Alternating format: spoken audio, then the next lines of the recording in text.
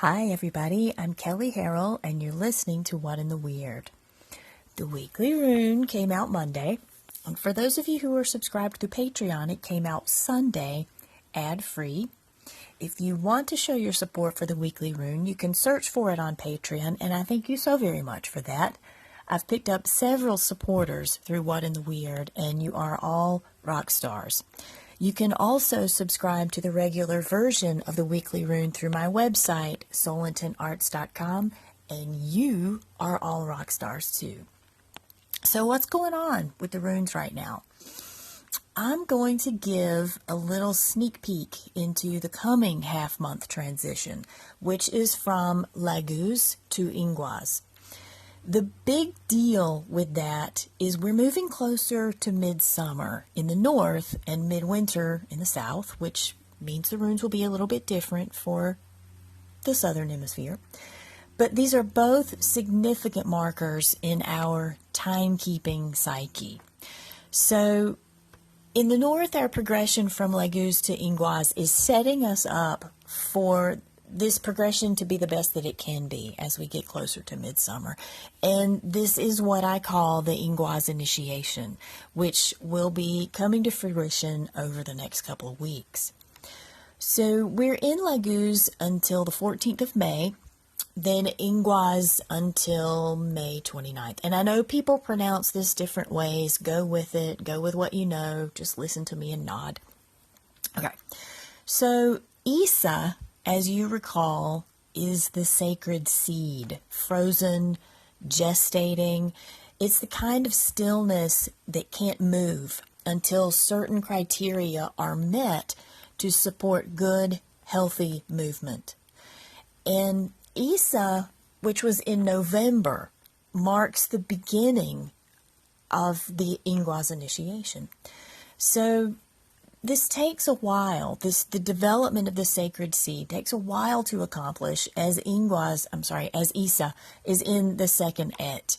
And we don't really see that essence again until Manaz, which is in the third et. It's a pretty good chunk of time, right? So you can absolutely argue that we see the sacred seedness in the background of other runes through that progression. I'm totally open to that. So what I should say is Manaz is the next big point. It's the point where the sacred seed has become center stage again. It's not in the background anymore.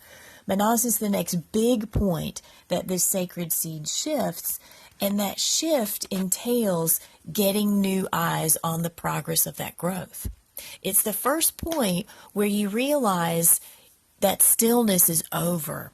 I mean, yes, there has been a progressions of runes past Isa, but in terms of this particular initiation that's kind of playing out in the subtext, we get the opportunity at Manaz to realize that the sacred seed isn't just a seed anymore. It has become a fully self-realized life force in its own right, and it needs to spring itself on the world. That is Manaz, which was last month. Manaz is the mindful rune. It's the rune of bringing things to a new social group for some kind of feedback. So that is the point where this sacred seed, this self-realized life force, is ready to be presented to the world. If you could trace the progression of some life dynamic that began or really came to the fore last November and made significant leaps ahead in April of this year, so last month, the progression or outcome of that is what's on your plate to meet face-to-face in the next couple of weeks. Why am I talking about this now? Good question. Well, because now is the time to get ready. Initiations are no joke. If you go back to episodes 11, 12, 13 in What in the Weird, I talk about initiation and what it means. I've also blogged about it a gajillion times at Soul Intent Arts, so you could do a search for initiation there.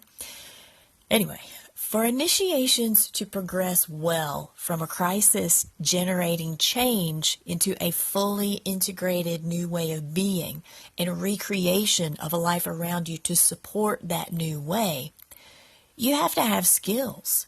You have to know what to do with it. When initiations don't complete, they become PTSD. That's post-traumatic stress. And you don't want that. So what's on our plate right now is to get the tools needed to foster this sacred seed, this new life force, this precious thing that has demanded that you grow and change. Without the tools to support this sacred seed to blossom into wisdom and awareness in your life, it can't sustain. In every book I've ever written, I've found a way to work in this message one way or another.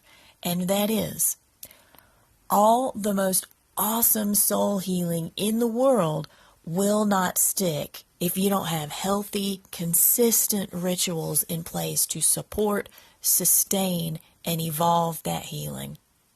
It's worth saying about 8 more times, for real. I can't tell you how often I have people come to me who have a really wonderful experience in their session, and it sustains a little while, a couple of weeks, maybe a couple of months, maybe even 6 months. But eventually, without some personal skills, without getting in the driver's seat of that healing and what it means to root into the life around you, it cannot sustain. There is no magic pill. There's no magic trick. Because let me tell you, if it existed, I would have done it by now. It just doesn't work that way. So what does that mean? What does it mean that spiritual healing can't sustain without personal skills? It means you got to have solid communication skills. It means that you are emotionally literate, that you can identify your feelings and speak them. You can set and stand on your own boundaries. You can recognize and honor the boundaries of others. It means that when you see a need for greater awareness in your life, you pursue the channels to acquire it. And you verify that you're up to the task of living and delivering that awareness into the world around you. And if you aren't, and we all aren't at some point, sooner or later, you hit a point where the task at hand is bigger than you are. And those are the moments where you either acquire skills to figure out how to master that.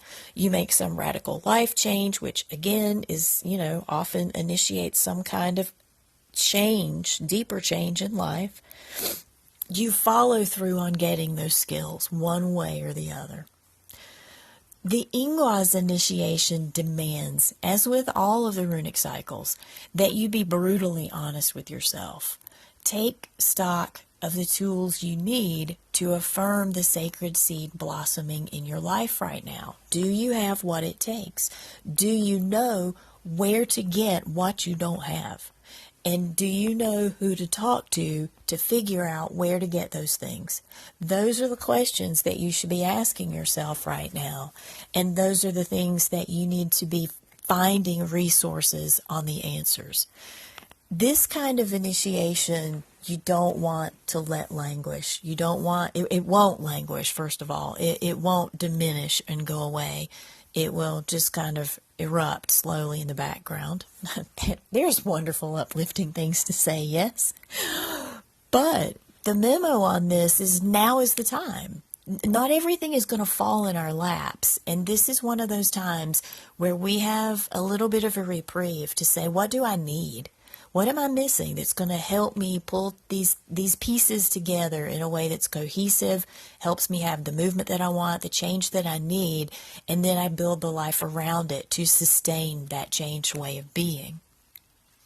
If it means going to the doctor, talking to the therapist, speaking a difficult truth, expressing a raucous joy, going to the soul healer, priest / librarian, whatever you need, now is the time to collect those resources. Now is the time, and you're the one. Nobody else can do this. Nobody else can make this change in your life and help you implement it in a way that changes it all for the better, sustained. That's it for this episode. No one else can do what you do here. Let me know how I can help you in this. If there are resources, people that I can connect you with, work that you and I can do together, I'm game. I'm here. Let me know. You can contact me through the Anchor app itself, which you can download for Android or Apple. You can do that through mashing the call-in button on the app, or you can email me directly at Kelley@soulintentarts.com. And if you haven't checked out earlier episodes, download them from Google Play or iTunes or any of the other gajillion podcast platforms that are out there now. And if you get a chance, check out Everyday Animism, which is a podcast that I co-host with two fabulous ladies. I'm Kelley. You can do this. This has been What in the Weird. Thank you.